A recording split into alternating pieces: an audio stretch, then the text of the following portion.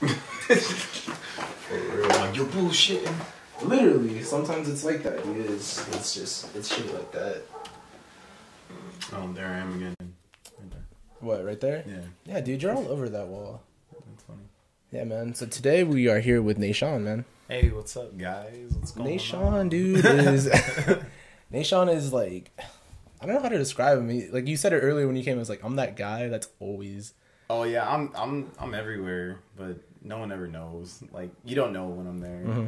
Obviously, like, fun fact for the people. Apparently, Michael and I were at the Goons Yard show. Yeah, and that's kind of like where I started actually becoming friends with Trey and like Christian and all that. Like honestly, Okay. I only knew Trey because of like our friend Chloe that introduced us and shit. Okay. So like he posted like an address and I was like, all right, I'm not doing anything this night, and it's like, all right, it's not that far from where I live, so I'll come over. I'll swing by, and like I had my camera at the time. Like I said, I didn't know anybody except for Trey and Christian. So like.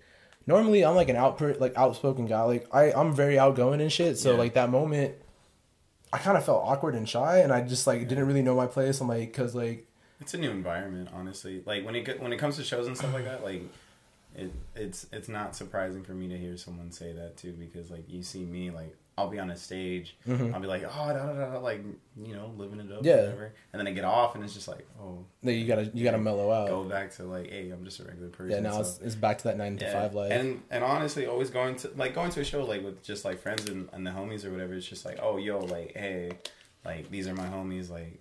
And sometimes it's hard to branch out, especially like if you don't know anybody and you don't know how to engage with like a new type of environment, or people with like that. You never know who the fuck's gonna be there. Exactly, and it's like I don't know who these people are. Like you know, I'm here for I only know Black Wave. I don't know any of these people. That's the first time I heard Say J. That's the first time I heard Raven. That's the first time I heard that guy John. What's his name? Johnny. John Henry. John Henry. Yeah. So it was like it was the first time for everything that night, and it was like I only knew Black Wave, so I was like, all right, I'm hyped for that. Like I'm down to hear that because like that was like kind of like that and the Good Life Experience. Yeah. And I got there late, so I got there. I got there for like the last 5 seconds of Black Wave's show, and then I was there for like the next 10 minutes, and that's when Soul Mob played, and and I was like intrigued with Soul Mob because they had like the guy on the drums, and they were like they were going off on the drums, and I was like, that's kind of sick as fuck, and that's when I started kind of fucking with Soul Mob because I'm like, I respect that. Yeah, then you met me. Technically, you and I were in the same spot. Yeah, we were in the same facility. It's weird because Good Life Experience because.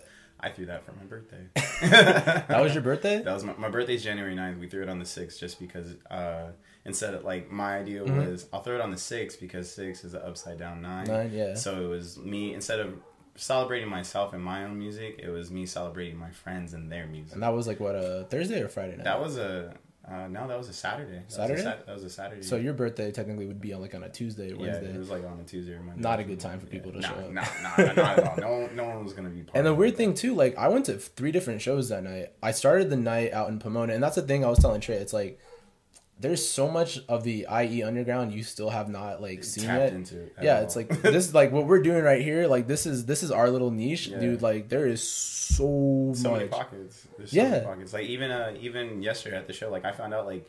The like 2 of the acts that went on before me, they're over from Corona. Yeah. And they found out that I was in Riverside. They were just like, yo, like you're right down the street. Why haven't we linked up? How do I not know you? I was just like, it's a big spot. They're big. Like to us, obviously we live here and it seems like a small city, small town, small area. But really the population it's stupid. It's big. Yeah. It's retarded. And that's the thing too. Like that's the thing I noticed as well.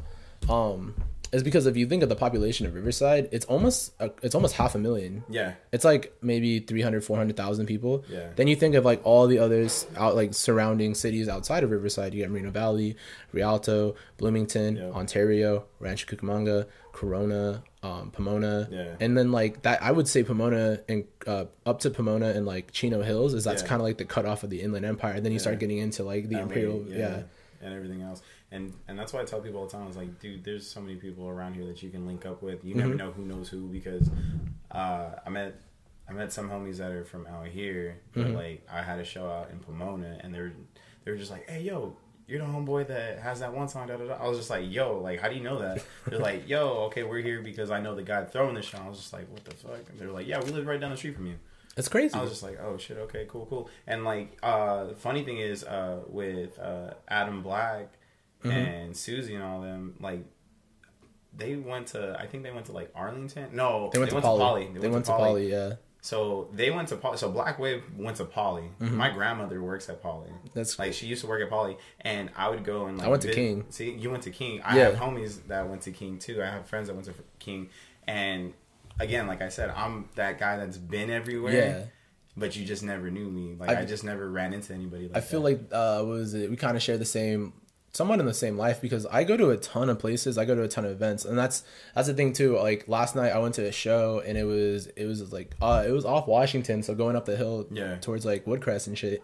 And like I get there, and like I paid like the $3 admission. It's an indie punk show, so it's like, ooh, nice. Hell yeah. You should honestly like, okay, so like I talked about this in the first interview with Joey. It's like, the culture difference between what we've been doing and what they do is crazy. It's so like different.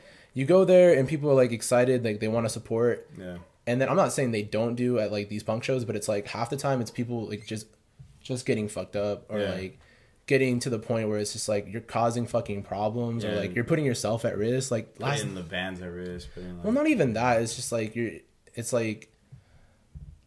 Everyone's being irresponsible. Yeah, like everyone's being irresponsible and shit. But like, don't get me wrong. It's like I'm here for a good time. You know, like fuck it. If that's your definition of good time, who am I to judge? But it's like I was walking out and this like two girls were drunk as fuck. Just like one girl was like, "Give me your keys. You're not fucking driving." The other girl was like, "I'm fucking fine," but she was stumbling out. And I was just like, thrash. Yeah, and I was just like, God damn, dude. And I was like telling my friends at the time, like who I was with my friend Sophia. Her boyfriend Sebastian, my friend Chloe Morris, her boyfriend Michael, and this girl Ileana.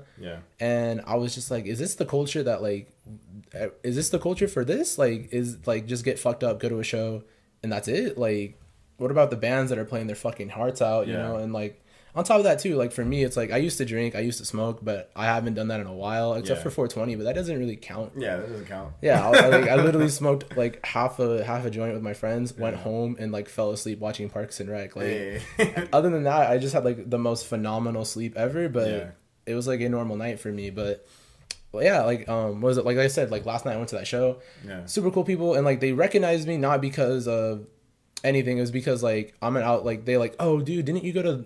Or weren't you that guy at that last show? Or weren't you that guy that did that? Or don't you work at Zoomies? And it's like, yeah, I work at Zoomies. And that's another thing too, is like these kids, I'm like, I catch you stealing and yet you recognize me. It's like, look, I'm sorry that I caught you stealing. First, don't steal. Yeah, don't steal. Don't steal. Don't steal. You're putting my job at risk. But at the second time, it's also like yeah, dude, like that doesn't define me who I am. Like I genuinely like music.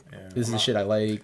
I have a life outside of my job. I have a life outside of my job. Like, you guys are still young. You'll get it. Like, you'll have to put time in just to pay the minimal, like, amount of bills you have. Like, and you'll get it. Like, yeah, it sucks, but at the same time, it's like, you'll become an adult and you realize, like, this is what's going to happen unless you make something, you make a career out of your passion. Yeah. So. That's pretty much it. And for the environment, for, like, those types, for, like, the punk shows, I know because, like, even though like I'm into like the hip hop and everything like that, or whatever, like I rap or whatever, I'm really big into punk music and I'm really big into like ska music and stuff. Dude, like that. Let me know. That's why I looked at you and I was just like, bro, like let me know next time. Like let me know. Every time like I get someone to follow me new on Instagram, I always tell them like, yeah, I post like events and shit, but I never post events. And I always feel bad because I feel like a hypocrite, but at the same time it's just like, hey, sometimes you forget, you get caught in the moment, bro. Yeah, I'm just like, last night I came home from work. I was like, I'm about to take a nap, and my friend was like, hey, show up. I was like, all right, down. Yeah, I was like on my way, like to say less. So like dude, it's crazy. Like that's another thing too. Like you're like when you did Late Lovers Cookout, like you had a very mix of artists. Like you had absolutely. You had like, what was it? Ali was a man. He was very poetic in terms of his rapping, and I like that. It wasn't. And then like you have everyone else, like you have the Boulevards. Who was the other band? Because I left to get you chili cheese fries when they started playing. The other band was 3. So we had the 2 bands. We had like whenever I'm part of a show or I have a say in like the lineup, you'll always see the Boulevards and you'll always see 3. Like those are the 2 bands. Like 3, they're out from Whittier and stuff like that. Super big love to Elvis and the boys. And then obviously you have the Boulevards. They're from over here as well. Yeah.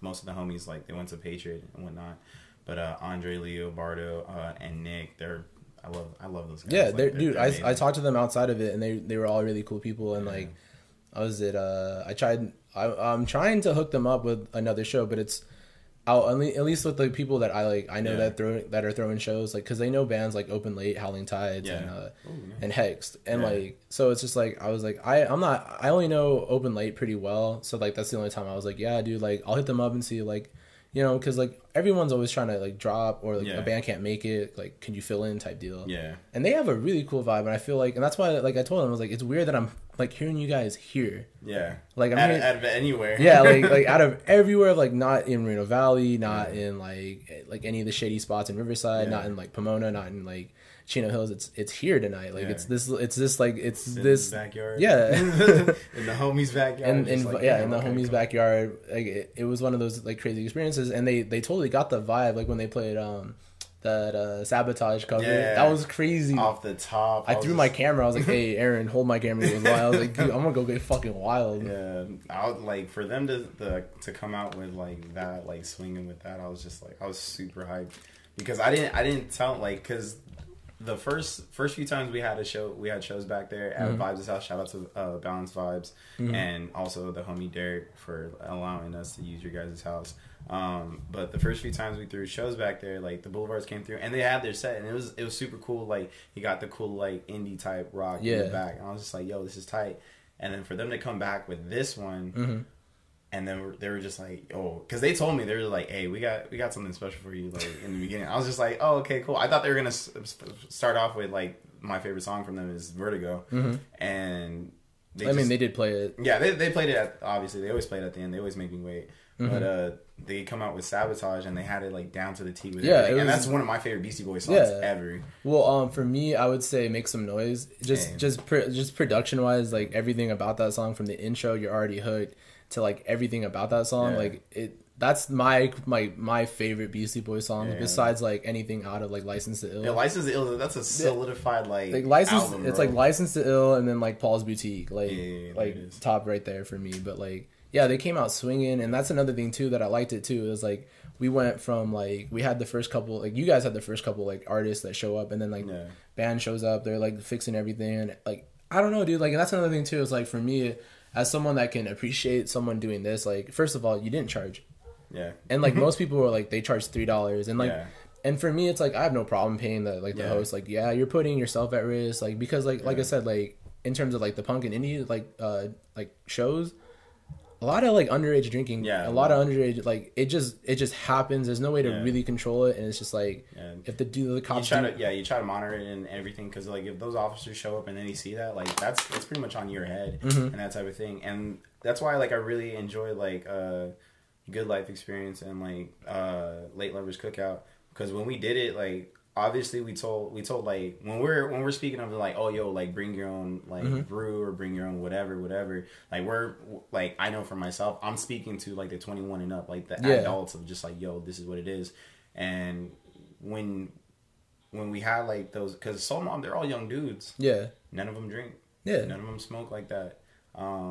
They all came through. Obviously their crowd's gonna be a little bit younger. And even their crowd, like they came and they were like, yo, like we're here for the music, we're not here to like get super thrash or whatever. Which is nothing wrong, because I've been to my fair share of punk shows and ska shows, and I was just like, yo, dude, I'm getting thrashed. I mean, there's definitely a couple of shows where I have not put on like my best best suit or whatever, best side of myself that I know I can be, and I just did dumb shit, and it's okay. It's just like, you know, it's in the moment. No one got hurt. You know, when it comes down to it, like, it's like, yo, I like, my thing is like, because at the Good Life Experience, my cousins from the group MOD, they got in a car accident because of like under the influence driving that night. Yeah, that night. Like it was right before like I had to go on and do my set. Did you know about it? They told me, like my mom told me right before I went on, like she's like, hey, this is I gotta go, I gotta watch and get your cousins to the hospital and everything like that. Whoa. And she was just like, she's like, you perform though, and you perform for them. And that's why at the end of my set, like I told everyone, I was like, yo, look, like if you're drinking or whatever, make sure you pass the keys to your homeboy that's not drinking. Like, get home safe, please. Like, I don't want to feel this for anybody, because like I was choked up. Like, I couldn't even like talk. I wasn't talking. Like you saw the change and difference of everything. Mm-hmm. So when it comes to like having those shows and like obviously the underage drinking things always there. Like I tell people, I was like, hey, like this is on your own liability type of thing. Like, hey, like I'm not encouraging it. I'm not going to condemn you either. Yeah, it's just like, hey, you have your own life experience. Yeah, and that's pretty much don't it. Like purposely not try to affect someone else's. Like don't fuck up. If you feel like coming to the show fucked up, getting fucked up, and you have a responsible home that's just like he's drinking water the entire night. Hey. All to you. Hey, you have someone. You have someone that's taking care of you. I'm glad that you're not affecting someone else's by like I should have a loan. I have a car.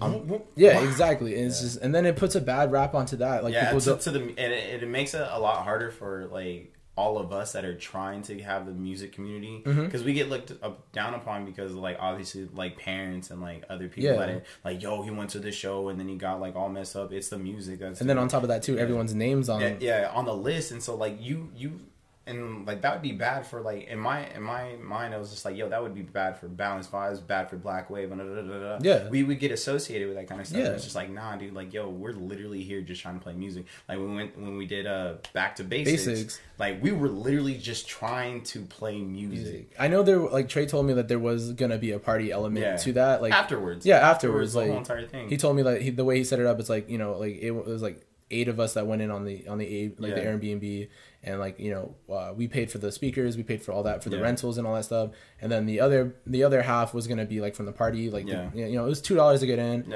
I said whatever, $2 to get in, fine. You know, that $2, that's fine. That's solid. You know why? Because like when I pay more than like $2 for a show, and it's like I have a feeling it's gonna get fucking shut down. Like it kind of makes you hesitant to show. Yeah, it's just like, why are you charging so much? Yeah.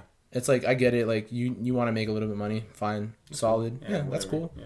$2, I'm solid with that. 3 is for 3 or 4. Like I went to a show which was $5, and that was before, like, you know how sometimes it's like free before like 5:30, after 5:30 $7. Yeah, it was just straight up $5, and then it was like $7, and there was like 5 people that were there. Yeah, and I was just like, well, I mean, I'm not saying people were turned down. Like the lineup was pretty good. Yeah, but it's like, you know. It's like, what are the chances of this being shut down before we can? Yeah, and it was like all the way out in Pomona, and like I'm from Riverside. Yeah. That's a bit of a drive for me. It's a hell of a drive. Yeah, and it's like I'm gonna drive all the way out there. That's your gas. Yeah, I'm like I'm already calculating this. I'm just like, you know, the math isn't adding up. It's like, yo, no, what's this? And that's another thing, like, because with our shows as of late, like I noticed starting from the beginning of the year, from Good Life Experience to this last one for Late Lovers, like we were like, yo, we can't throw these in the backyards anymore, and I'm happy about that. It's because like obviously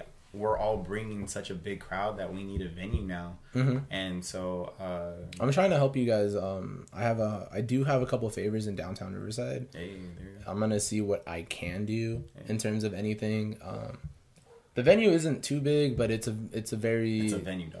It's a venue. It's a venue. Here's the thing, like, it's a venue, but like I used to work for that company. Yeah. And so the guy who runs it, books everything, he's very oriented. He's like, we have to make this much money in ticket sales. The house has to make this much in alcohol sales. Yeah. You know, and it's like, we can't throw a bad show because then I don't get paid, and if I don't get paid, well, what's the point of having a concert hall? Yeah. So it's one of those things. It's like, everyone has to get paid, and then like that's another thing too. It's like I'm gonna try to go to the next RGT Black Wave show at Chain Reaction, but I'll see you there if you go. If I go, I'm gonna try to go, but it's just, for me, it's just like I might have plans with the girl. Not too sure. Nah, dude. Do your thing, dog. Do your thing. Nah. Well, that's the thing too. Like, what was it? We're planning on going to the Japanese Friendship Garden in San Diego. Super cool. Super dope. Cherry blossoms. I love fucking koi ponds. Like that shit intrigues me and shit. Hopefully that goes like, and then like, you know, when this shit comes out, it doesn't happen. I'm just it'd be beautiful. Yeah, that's what I'm hoping for, man. Yeah. She's a really cool girl. I've known her my entire life. That's what's up. Yeah, I don't know if what we're going as, but you know, we're just gonna hang out and spend the day together. Going as two people. I mean, it's weird, bro. Spirits. When you know someone for so long, it's like, it's just weird when you try to break that threshold, you know? Yeah, it's like you're not too sure where it's gonna go. Yeah, it's just like, I've known you my entire life. Like you've seen me from my from my worst, my emo phase, to where I'm at now. It's just like the dreaded 2006 to like 2008 emo phase. God damn, dude. I'm not ashamed of my emo phase. No, middle school was tight, bro. What the fuck? Like, I love that. I was a schemer, dude. I remember this girl. You ever heard of the band Pierce the Veil? Yeah, this is. And Sleeping with Sirens? Yeah. So I bought this fucking Pierce the Veil shirt at Hot Topic, right? And then I told this girl, I was like, yeah, I picked it up at Warped Tour because I had the Sleeping with Sirens shirt, right? Yeah. That I picked up at Warped Tour. And typically with like any merch at Warped Tour, it's typically just for Warped Tour. Yeah. They don't sell it anywhere else. So I told her, I was like, look, I got both these shirts at Warped Tour, even though I got one of them at Warped Tour. Yeah. I was like, I'll do the whole set for $80. And she was like, okay. Damn, bro, you hustled. I felt bad, bro. I was like, you know what? I want to get this fucking shirt at Tilly's, and I never did. Yeah. I think I spent the money on fucking like a game for my Xbox at the time, but yeah. It was one of those things, bro. No, was it? Did you ever have a Tumblr? Yeah, I did. Did you ever have Tumblr relationships? No, I didn't. I was not that cool. That's how I can justify like my emo phase. It's like, well, like I looked weird as fuck, but I was still talking to girls on Tumblr. Yeah. Hey, bro, that's it. There's a couple, like there's one I still follow. Yeah. There's a couple that I there was this one chick, her name is Sarah, and like me and Sarah, like we, like I said, here's the thing, she lives in San Francisco. She lives like in the San Jose area. Yeah. We met. I think we were talking about Never Shout Never and the Ready Set. Yeah. So I was like really big into those two. Like my haircut for my emo phase was literally Christopher Drew's. Like, you know what I'm talking about, right? I know Christopher so like Drew. He has like, you know how he has like his like the long hair and it's like cut from his ears. I went to my cousin at the time who was like trained to be a cosmetologist. She's like, I'll do whatever you want. I was like, dye my hair this color, cut my hair in this style. Hey. Let's do it. And I remember like talking to her about that shit, and we just became really good friends and shit. And like it came to the point where it's like, dude, like I have like a really cool friend that I met on the internet. This shit, like, that's when I really thought, I was like, dude, the modern age is sick. Yeah. But you can link up with anybody. Exactly. Like, through Tumblr, like I never got like those type of like friendships through Tumblr. Like it was always random people that followed me, but like we never like fully interacted like that. It was just like, yo, like I like this, you like this. That's like cool and that.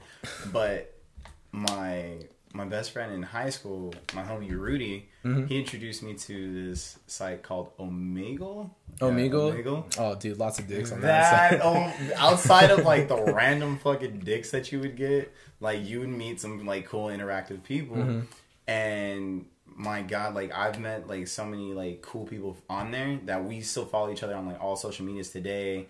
We actually like still like link up and talk about everything, because it would be like myself, the homeboy Rudy, and like a few of our other dudes just hanging out, chilling in the homie's room or whatever, and we're all playing like the ukulele, blah blah blah, singing to people, whatever. Yeah. And they're just like, oh cool, like, oh yo, follow us on this, da da da da da, whatever. So now like the homie Caitlin, I believe she lives out in San Diego.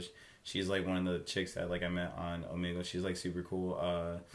The homegirl Alexandra, she's super tight, super awesome. Like so many different people. And I was just like, yo, like I would have never met. And we also saw Drake on there too. That shit was crazy. I was flipping my shit. Like, wait, what era Drake was? It was like the Take Care. It was the Take Care of Drake, and I was just like, yo, like what the fuck? Like we were tripping, bro. Like it was fucking hype. Like.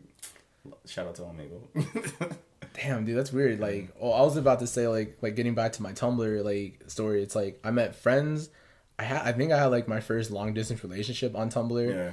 Like I remember, like it was weird because like she was really into me, and I was like, dude, I was really chubby, I was really ugly and shit. I was like, why is this chick really into me? Like, I get it. Like I'm reblogging tight. I'm reblogging funny gifs and shit. Like.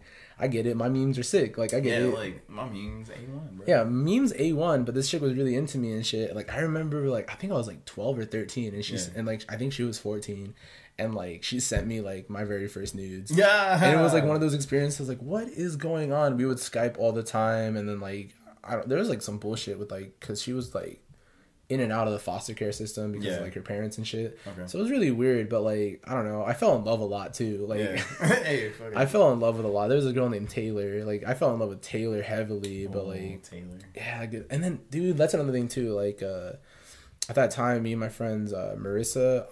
I don't know, like, me and Marissa are still friends, but we're not, like... We don't hang out or anything. Yeah. We just have a really long, convoluted past together. Yeah. And then my friend Lorraine, same thing. Really long past, like we've known each other for a long time, but I remember like back then we tried to do like a suicide prevention like Tumblr because I mean at that point I was going through like a lot of shit. Like I was kind of like low key getting kind of bullied at school. There was a bunch of shit at home, so like I kind of felt depressed and like almost suicidal at one point. Yeah. And like we were trying to do that, and like I think we did it because there was this one chick that I used to like message a lot on Tumblr. Yeah. And she was going through some really dark times and shit. And I just remember one time like we were just having a conversation because she was like, "Oh, you know," I was like, "How's your day?" She goes, "It fucking sucks." I was like, "Let's talk about it," and you know, she's like, "Thank you," and all that stuff. And then like one time, it really fucking sucked. Like I think it was like the beginning of like the freshman year, middle like summer, so like going from 8th grade to high school freshman year. I get this, and that's when I started like getting out of the emo phase. Like I cut my hair, like I stopped wearing band T-shirts and shit like that. Evolving. Yeah, like literally, I'm going from Pikachu to Raichu like real quick, and like I get like this message just out of the blue, and it's her mom saying like, "Hey, I just want you to let you know that like thank you for everything you did talking to Jessica, like you did." And I was like, "What?" And she's like, "Unfortunately, this pains me to write this, but like, you know, like she said like I'm contacting everyone on everyone's social media. Like you were the last person she like talked to on this website. Unfortunately, like Jessica had committed suicide." And it really fucked me up. And it's like it's one of those things that like people talk to like what would you say is like the biggest thing? It's like there's something I could have prevented. Yeah. If I would have just dug a little deeper, or I would have just done something like that. And then for me, that's kind of what inspired that. But that, you know, you're 14 years old. How much passion can you really put into a project at that time? Like you did it for a week and then you kind of moved on. But that's something for me that I won't ever forget is just like talking to someone. It helps. It helps so fucking much, dude. And like I wish I would have known her better. Yeah. That way I could have helped her in any way. Maybe she only needed was a friend, but maybe like she thought that was the only thing. But you know, it is what it is, and you know, you got to move on with life. You got to continue to move and walk in the right direction. But like something like that, dude, like it got to me, dude. Yeah, no, dude, because that's some really big. That's a really big deal, especially like around that time. Like you're 13, 14, like you're trying to figure everything out yourself as well. And then obviously like to have a friend like that and tell you something, because like by the time I was in 7th grade, like I had a few different friends that were talking to me just like, "Yo, dude, like I just want to end my life, da da da." Yeah. And it's just like because of things going on at home, like people like with school and whatnot, like obviously all of this added pressure onto just like not knowing who you are as it is. Yeah. There's no like realization of like, oh, like this is who I am. This is self. And it sucks. It sucks when you feel like, yo, like I wish I could have done something a little bit more.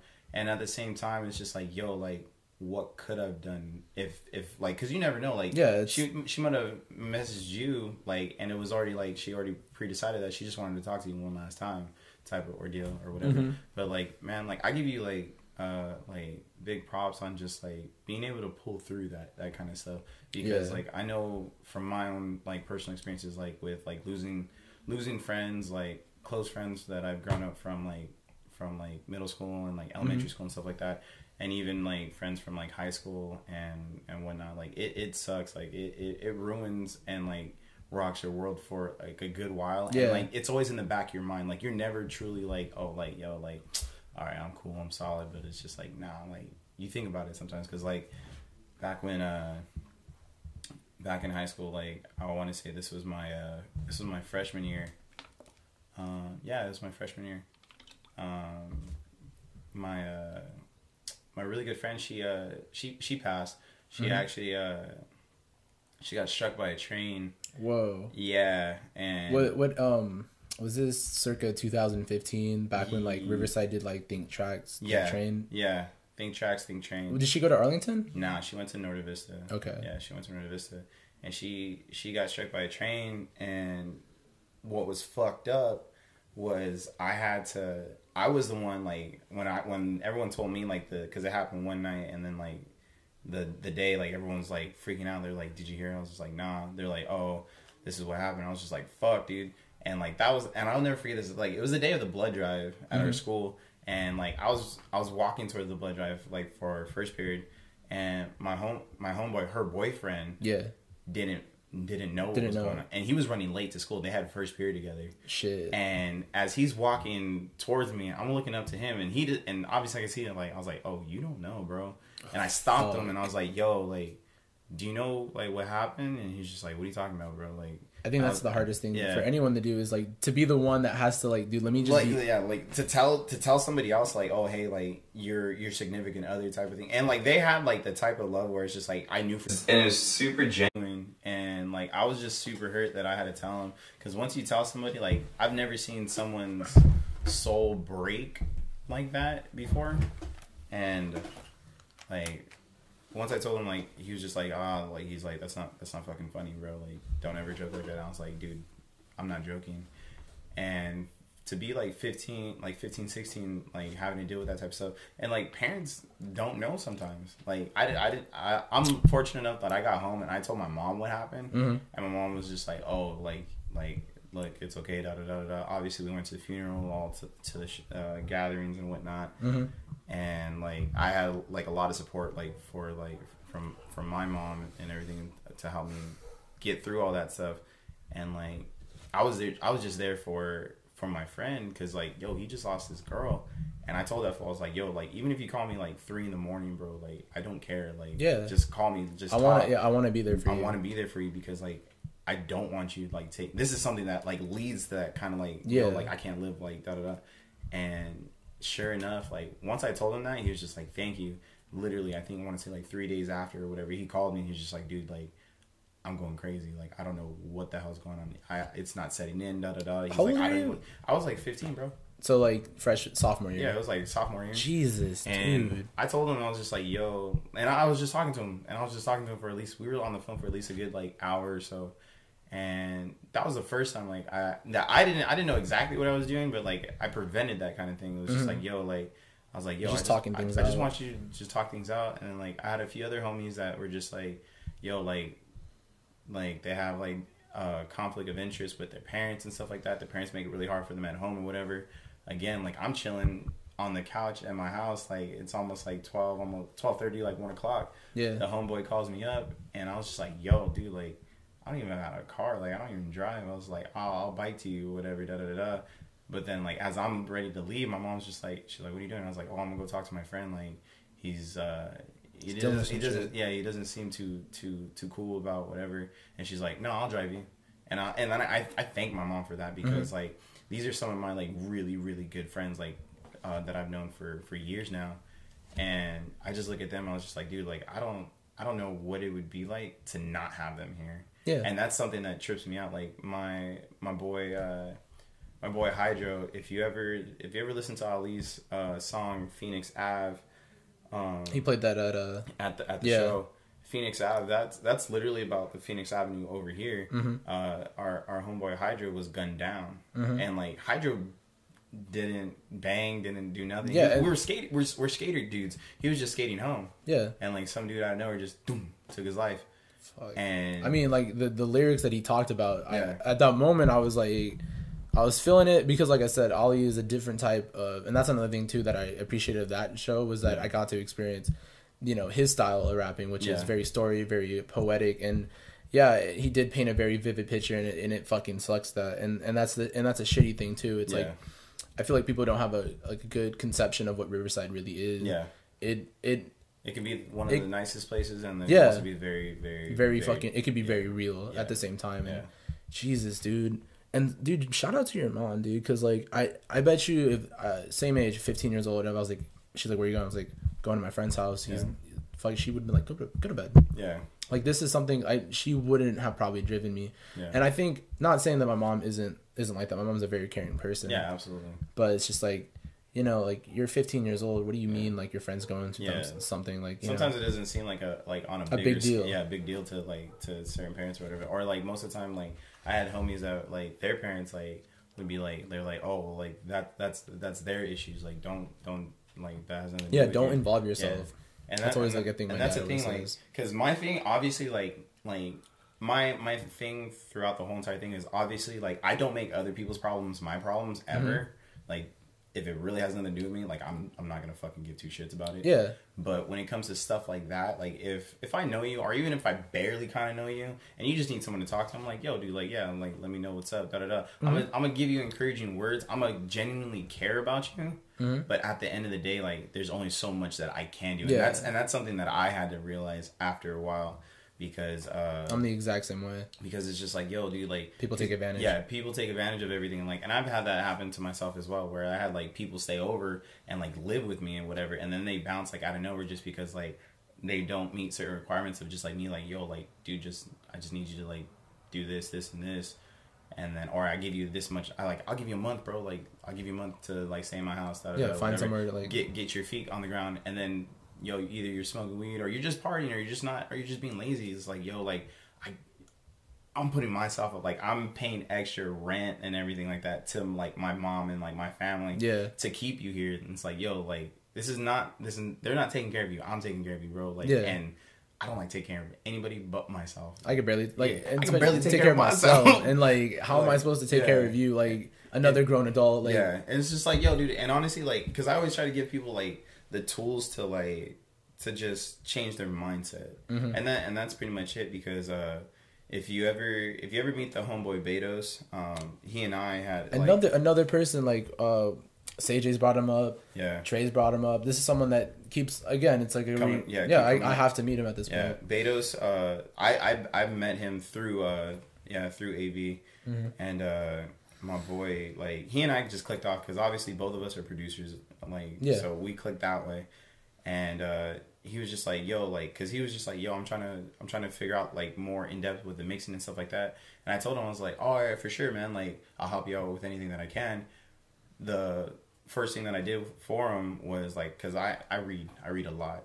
Yeah. And I gave him one of my mixing engineering books, and I handed it to him. I was like, here, bro. Like, I was like, just read this. So at least you have like a common solid foundation of whatever I'm about to fucking tell you. And I feel like people don't understand that, like, it's with anything you can learn it. Yeah, you can learn it. You can learn it. People are like, well, I'm not like musically gifted. I'm like, yeah, but like you can still compose something if you know like the general. Put it together, piece it in there. Yeah, you're solid because I tell everybody all the time when it comes to mixing and just honestly like making beats and stuff like that. It's preference. It's all self-preference. It's self-expression and whatnot. And like I gave Betos like that book, and he was just like, he texted me back like I think like a day or so after, and he was just like, yo, bro, like thank you for like there's so much knowledge in this. Like I appreciate this. Da da da da. And I just told him, I was just like, yeah, dude. I was like, I don't technically necessarily like teach people anything. I just give them like those tools and everything, and then like the right nudge in the right direction, and then you take it from there, because I can give 5 different people the same exact book, and maybe like only 2 of them like actually like grow and read, and the other 3 like it just sits there. Yeah. And like that shit pisses me off. Like when I do try to give you something, like, and that's my way of testing it. I'm just like, yo, like if you do read this and I start talking to you about something or whatever, and then all of a sudden like, and I notice like, oh, you didn't read it or you did read it, like that's gonna define like, oh, yo, I'll go more in depth with like, okay, this is what you need to do, da da da da da da, because just working with people, like with all the music stuff and everything like that, you come to find like some people be like, oh bro, like let's work, let's do this, da da da da da. You have no idea how many times I hear that all the time, like for like beats, for like, and especially for you, it's like you being a producer, it's just like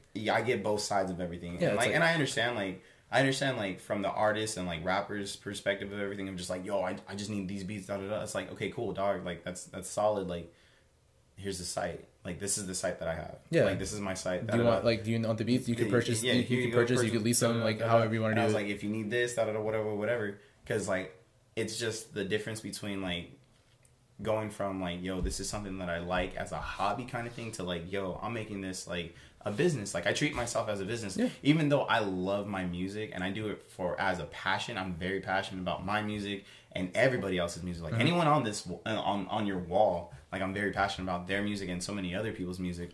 And, like, I see everybody and I'm just telling them, like, yo, like, if you want to work with me, let's work. There's a reason why there's a word in there saying work. Yeah. I don't ever tell people, like, oh, yeah, I'm free this time. It's just like, no, I'm available here. I'm never free, bro. Yeah. Like, I'm never, like, my time is so valuable. Like, me being here with you, like, it's the greatest gift that you can give to me and I can give to you, because like we can't get this back at all. Yeah, that's what I cherish so much. Yeah, this hour we're gonna spend together. Probably I'm not gonna get this back. And I'm just like, yo, dude, like it makes my heart so happy that I have friends like you that I want to invest my time into. Yeah, and it's just like, yo, like when that first interview came out, and I was just like, yo, like Mike's doing it. How'd you think? I mean. It's a learning experience. Like I learned a lot just from like the audio quality. Like I said, like when I was fucking with the mics right now, it's like a little bit of audio quality issue, but like. Well, I already expected it, bro. It's your first one. Yeah. I wasn't expecting to be fucking Dre off of my first beat. Trust me. Like if I ever play any of the first beats that I made, like I'll have to go into hiding. It's rough. It's hella rough. But like for you, I know for sure you already did a lot of preparation even get to that first one. Like already, like I was telling Trey, even in that one too, I talked about like very young age, like I discovered like podcasts and stuff like that. It's just like it's another form of radio, and for me, it's like also too, it's like I can sit down and have a conversation with anyone, and like at the end of the day, it's like my mom and my brother was like, "Why are you doing this?" It's like because I know interesting people. Yeah. Why shouldn't the rest of the world not know my interesting people? Why not? And then on top of that too, it's another way for me to express myself, because photography is fun, and don't get me wrong, like I when I tell people like my definition of photography is you never want to take a posed picture, you want to take the picture of like, if you look at all these, the ones that are posed are the ones that are posed, but like everything else, the ones that I love are the ones that I just capture the moment. Like in the moment, like I'm telling everybody, like there's a picture in my boy Mike's room right now with our boy Adam Black, and he's smiling while he's performing, and those are like my favorite pictures of him. AB, smile more, my what was it? What was it? There's a picture right there with Raven, and Cameron and Brandon. And Blue, it's just pure energy, and that's the thing I try to get, and it comes from skate, and it comes from going to punk shows. It's like some of my favorite pictures are the ones that look fucking dirty and blurry. It's life. That's and honestly that's what life is, and that's why like I think you and I hit it off so well, because when we met at Back to Basics, you literally came up to me and were like, "Hey dog, like you hungry? Like we about to go get food." Yeah, first of all I was like hungry, and I was like, you were like, I didn't even know you were just freestyling the beats too. That was another thing too. Like that was another thing I was like really impressed with, and I was like, "Hey dude." Because like everyone's like, Trey was like, "Yo, this is Nashawn." I was like, "What's up, dude?" Yeah. He's like, "You were like, hi, I'm Nashawn. Hey, my name's Nashawn." And I was just like, "Cool." And like everyone, and that's another thing too. Like, for me, it's like anyone that relates or anyone that's involved in Basic Era, I already fuck with. Yeah. Just because like I met everyone so far, and they're nothing but nice dudes. So it's like, if they're fucking with someone in particular, why shouldn't I fuck with them? Yeah. You know, so it's just like, for me, that's kind of how I put it. And like, I was just like, "Yeah, bro, do you want to get some? You hungry?" Because like there was no food at all. There was no food at all, and like the only thing that was in that fridge, thank God, was the ranch. And that's another thing. You don't like ranch on your pizza. No, I do not like ranch. That's and that's the one thing I'll look over, just because like you are this interesting person. Yeah. I'm happy we could sit down and whatnot. And like I said, like I started doing this because like why not? Like if I live in the Inland Empire, and that's Trey talked about it all the time in the last one. It's like I go to a lot of shows, I meet a lot of people, and I just don't.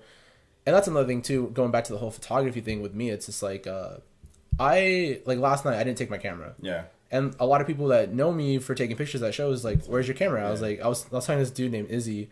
And he was like, "Where's your camera?" I was like, "Nah, dude. Like tonight's just one of those nights where I'm gonna enjoy it to myself." Yeah, it's in the moment, man. Yeah, because we get lost up with like trying to capture those moments. Yeah, whatever. Some moments aren't meant to be captured whatsoever. Yeah, it's just like I don't want to like it to me, and I use the word work. Yeah, I was like, it just like if I bring my camera, it means you're working. I'm working, and I don't want to work. Yeah. I want to jump in the crowd. Yeah. I want to have to worry about it. Yeah, I have a backpack. It's padded, but it's like at the same time, it's like it's nothing. It's gonna be like if I get shoved into a pit, if I get knocked out, or anything like that. And it's another thing to worry about. It's like now I have a $500 bill to worry about because I paid $3 to go to this backyard show and I wasn't careful.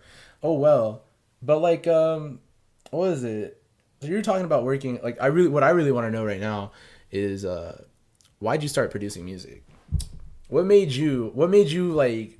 I want to produce music, but more importantly, I want to produce like, I wouldn't say lo-fi beats, but like, what made you want to produce like hip hop beats and tracks? Hip hop beats and stuff like that. Okay, so with my musical background, like it's honestly it stems from like my mom and like my dad. growing up as a kid, like obviously like I heard like the old school hip hop and stuff like that, but I didn't get into like rap music until like I was 12. Like before that I listened to like new wave 80s music, classical music, like classic rock and shit like that. Is that from like your parents? That's from my parents. Yeah, that's how we are. Let's hear like that's why like if they can't see, obviously like the Rick James, I got Rick James on my wall. Like my dad's really like, it's weird because both my parents come from essentially like, my dad was born in Compton, raised in Carson. Mom was born in San Pedro, raised in Wilmington. And so my dad has a very hip hop, you know, at that time, like he was born. That's like heavy. Like, he was there for like the rise and fall of like the West Coast rap. Like he always talks about like NWA. Like I remember when the movie came out, he was like, "We're gonna go see it because like I lived this shit and all that stuff." But he also comes from like a very like soul, R&B, very blues centric, you know, classic rock, and it's weird. Like I can have that same music taste. Yeah, that's where and I tell people all the time, like that's where like that's like where hip hop was pulled from. Like my mom and my dad tell me all the time, like hip hop, it started with nothing. They took their parents' old records Disco. And just started looping them. Started looping them and then started flowing over them. Did you watch The Get Down and then and then also on top of that too, Hip Hop Evolution. Yep, it's fucking hip-hop crazy, Evolution, bro. Like I've seen so many like hip hop documentaries. I've read so many like hip hop like in-depth history of whatever. And I tell people all the time, like the reason why I got into producing and stuff like that, it was because like I was brought up around musicians and stuff like that. Like I started helping my mom with her party planning and DJ business when I was 9. Like I was carrying speakers that were bigger than me. Yeah. And we were the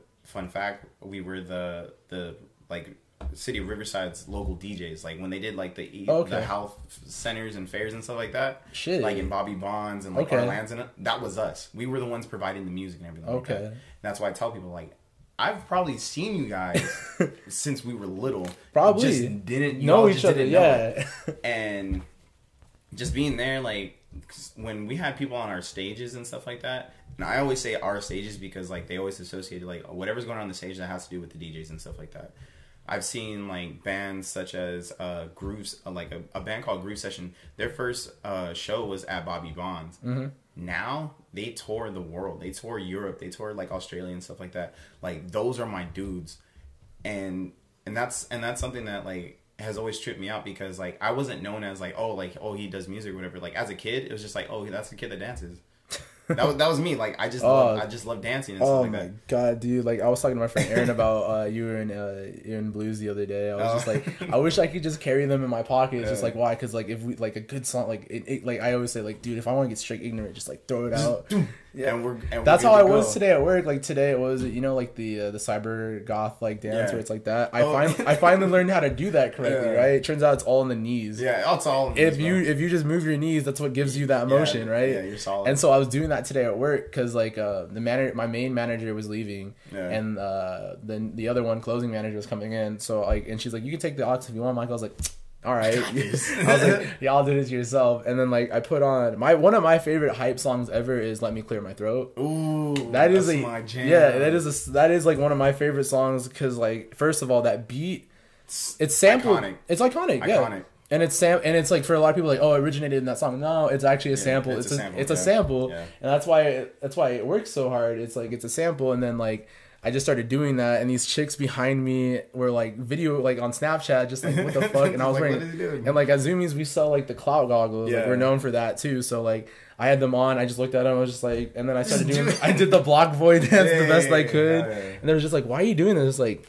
I get paid for this shit. Like I'm chilling, bro. Yeah, I get paid to be myself here and just sell you Thrasher and like camo pants. Like, it's Thrasher and camo. It's whatever. I'm dead. Nah, dude, like for real. Like there's a trap artist called Lil House Phone. Yeah, I tweet him all the time just because like some of his songs are actually really good and like. I'll send you one of his most favorite ones. One of my favorite ones called Tokyo Ghouls. Oh, please do. No, it's called Tokyo Goons. Sorry, Tokyo Goons. Because Tokyo Ghouls is actually where he sampled.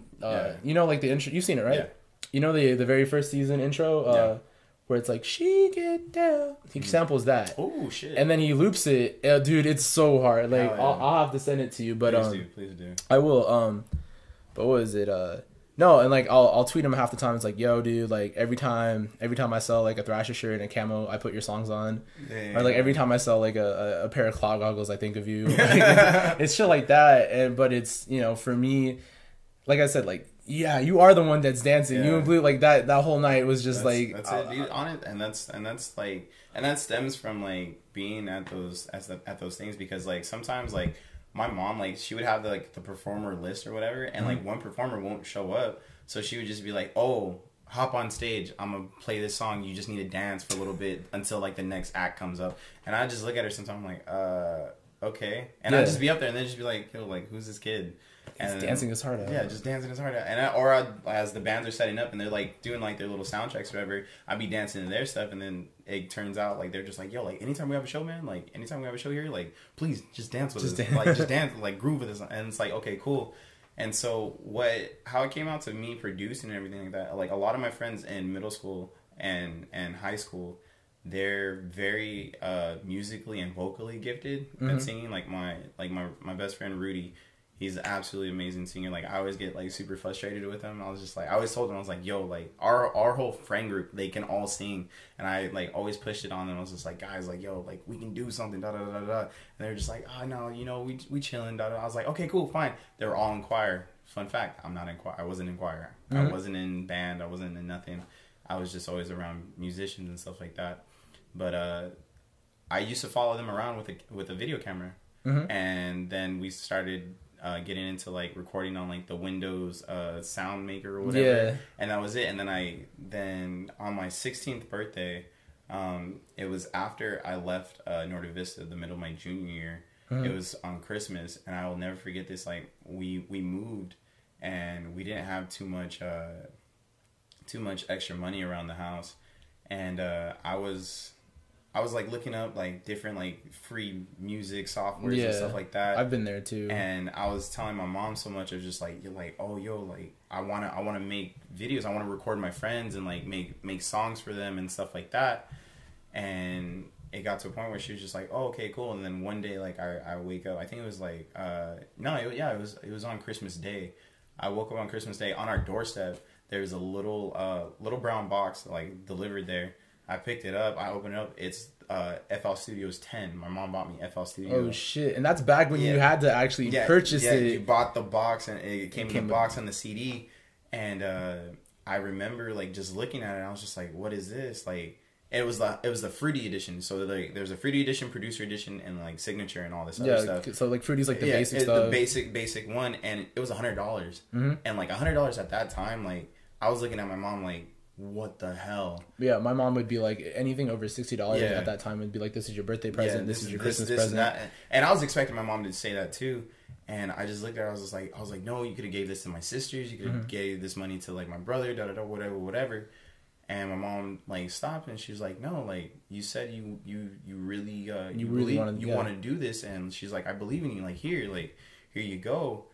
And from that day, like, because obviously, like, the interest was there, but from my mom telling me, like, yo, she believes in me, and saying, like it just blew up from there, because, like, I put that into my old Sony Vaio at the time, and mind you, this thing was running off of Windows XP. Oh, well, I mean, Windows XP was the shit. It's the shit, but, like... Way better than Vista. Yeah, hands down. But it was there, and I'm running it, and, like, for hours on end, from the age of 16 to the age of 23 now, just producing, because like it wasn't necessarily like, oh, like I wanted to be like this big giant superstar or big whatever. You just wanted to express yourself. I just wanted to express myself, and like I wanted to see like, yo, how do you make this great music? How does one make a hit, or how does one make a rhythm to make somebody move? And that was the thing that I wanted to do. I wanted to really like move people with, like, if it was like the beat, the sample, the lyrics, whatever, because a lot of the times my friends would just be like, as we're playing the ukuleles like at school or whatever, they would say like, oh Jerry, like rap, like Nishan, rap, like you're half black, you can rap. And I was just like, what? No, what the hell? And like I'll do like a little freestyle, whatever, and it's nothing really special. But it wasn't until I started getting into producing, and I started getting good at producing. Like I want to say like 2 years after that, when I turned 18. It was like obviously like my senior year, like right after my senior year and stuff like that. I obviously had the tools and instructions of just like, yo, this is how you structure your beat and whatnot. And once it got to that point, like, it was like, yo, my beats are here. I needed people to get on my beats. The reason why I started rapping was I got tired of rappers saying like, yo, we're gonna work, we're gonna do this. And it's just not never come through, never show up, blah blah blah. Dude, and I know that so I was frustrated. Yeah. I was like, yo, dude, like, because I would put out the beats all the time. I was just like, yo, like, listen to this new beat, But I realized, like, yo, no one's just going to listen to, like, my instrumentals just by themselves at this moment right now. Yeah. No one's going to listen to them right now. And so I need someone to rap over them. And then finally, like, my mom and, like, my friends were just like, why don't you just, like, put something together? Yeah, do it yourself. Do it yourself. And I was just like, you know what? Like, fuck it. Like, I'm going to do it myself. And so, like, the producing came from just, like, the love of music. Mm-hmm. And, like, just the encouragement of my mom. And rapping and shout out to moms and rapping and stuff like that came from just like me obviously wanting to express myself anyways, because like I wrote poetry beforehand. Like I wrote poetry from like 6th grade to like forever. No, I didn't want to say even back from like 3rd grade and stuff like that. Like I just, because my mom's a writer, my mom writes poetry and stuff like that too, and writing those rhymes and like those poems and stuff like that, I was just like, all right, maybe I can just put these words and structure it down.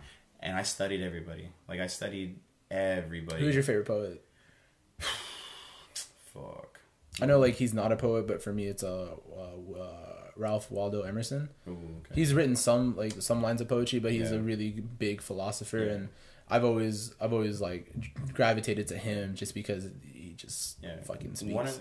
As funny as it's gonna sound, like one of my favorite poets is my mom, because she does write poetry, and then outside of my mom, it would be Maya Angelou. Oh, for real? Yeah, that's what's up. You can go through a lot of her stuff and just find beautiful gems no matter what. And like when I read my mom's book, like I go through my mom's book and like I can read like the stanzas and I'd be like, oh, this is from this point in time when I was this age. This was from when this happened. That's fucking. This is from that's so sweet. Yeah, that's so crazy too. And it's crazy just because I'm looking at it. I'm just like, damn. Okay, cool. Like, and I didn't know. Yeah. And that's the thing that tripped me out, because when I wrote my first few like songs and everything like that, I didn't know what to write about. Mm-hmm. I was confused. Exactly. I was just like, I don't know who I am as a thing or whatever. I think the very first time like I ever tried to write like lyrics or anything, it's always about a girl. And and I feel like that's a common thing for most like most musicians out there. It's I think I would have to say from your personal experiences. Half of it, it's like always about a girl, always or something like that. Because love is such a big factor in anybody's life, man. I feel like people just deny it too. Yeah. And they're just like, no, I'm gonna be hard and be this, and it's like, bro, I'm not. And I tell people that all the time. I was like, I'm not hard. I'm soft. I'm so kind. I'm so loving. I'm gonna hang out with hard people. Yeah, I'll hang out with the hard people. Yeah. Like my cousins and everything like that. Like from either like the Hispanic side or my black side or whatever. Like they hard. I'm not. I was like, nah, bro. Like, I'm chilling, watching my anime and kicking in. Like, I'm playing. Like, I just got God of War. I've been happy. God of War 4? Yeah, bro. Like, I've been playing that. That's shit. A trip. That shit's wild. I need to get a PS4 just in case Kingdom Hearts 3 ever drops. Yeah, that's what I'm also waiting. That's the reason why I have a PS4. Sorry, PS4. Yeah, did I say PS4 or PS3? Yeah, PS4. Yeah, dude. It's never coming out. Like they'll just stretch it out. Like, yo, coming out Kingdom Hearts 2.9. Disney keeps buying everything. 2.5. They're just adding. I wouldn't be surprised. Dude, just fucking continue that story, bro. What does Kyrie look like right now?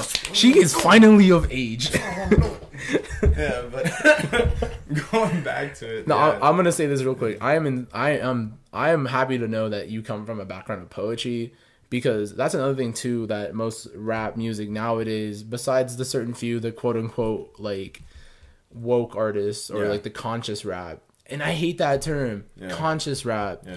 No, dude, like, don't get me wrong. Everyone, there's always going to be a little pump. There's always going to be the little things like that. But, like, the one thing, like, we don't have anymore, I wouldn't, besides a couple artists like Joey Badass and stuff like that, is that we don't have people that, like, sit down and just write, like, a poem. Yeah. And that's essentially what rap is, man. Yeah. It's spoken word over a beat. That's it. And that's how original rap used to be, bro.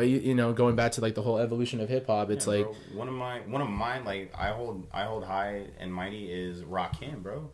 Rakim is one of my favorite like rappers of all time. Mm-hmm. Like him and Redman, and Stupid Wild, MF Doom, like Doom.